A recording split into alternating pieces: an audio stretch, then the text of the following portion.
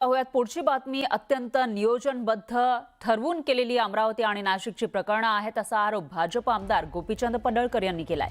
जिहाद हा शब्द कॉमन आहे. लव्ह जिहाद, लँड जिहाद, बोट जिहाद, कॉर्पोरेट जिहाद नंतर आता ज्यूस जिहाद हा नवीन प्रकार समोर आलाय असंही पडळकर म्हणाले. व्हिडिओ काढून ब्लॅकमेल करणं आणि व्हायरल करणं हे सगळं षडयंत्राचाच भाग होता असा आरोप सुद्धा त्यांनी केलाय. भाजपचे आमदार गोपीचंद पडळकर आपल्या सोबत आहेत.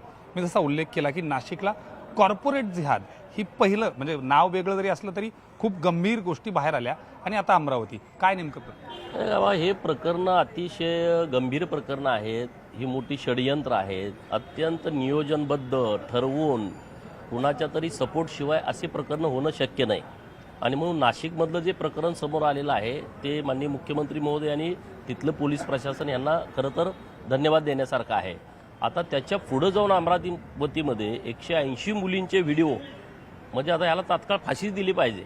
दुसरे काही चौकशीची गरजच नाही. म्हणजे इतकं नीच काम केलेलं आहे. म्हणजे एवढ्या मुलींची मोठ्या प्रमाणात फसवणूक झाली आहे. त्यांचं लैंगिक शोषण झालं आहे. त्याच्या पुढं जाऊन त्यांचे व्हिडिओ तयार करून त्यांना ब्लॅकमेलिंग करणं. आणखी किती लोकांना यांनी व्हिडिओ दिलेले आहेत आणि कुणी त्यांना ब्लॅकमेलिंग केलं आहे का हे सगळं तपासण्याची आवश्यकता आहे. आणि त्यामुळे पोलीस खूप चांगल्या पद्धतीनं तपास करतायत.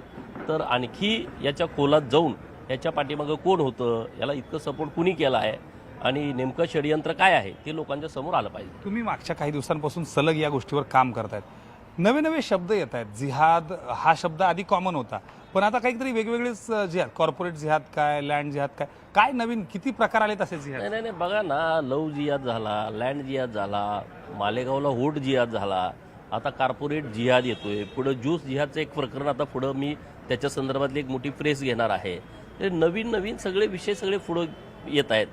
आता हे लोक जे विरोधी पक्षातले लोक बोलतात की बाबा मग मुलींचं प्रेम असं, हे प्रेम आहे का सांगा?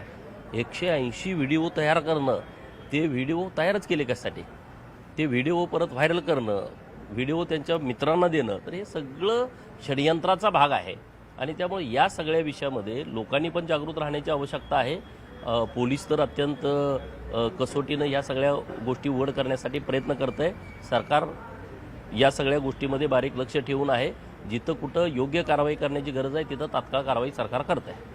एकंदरीत बघितलं तर जरी सत्ताधारी पक्षात असलो तरी देखील या संपूर्ण प्रकरणात मतांचं राजकारण न करता आम्ही गंभीरपणे याचा पाठपुरावा करू असं देखील यावेळी भाजप नेते आणि आमदार गोपीचंद पडळकर यांनी सांगितलंय.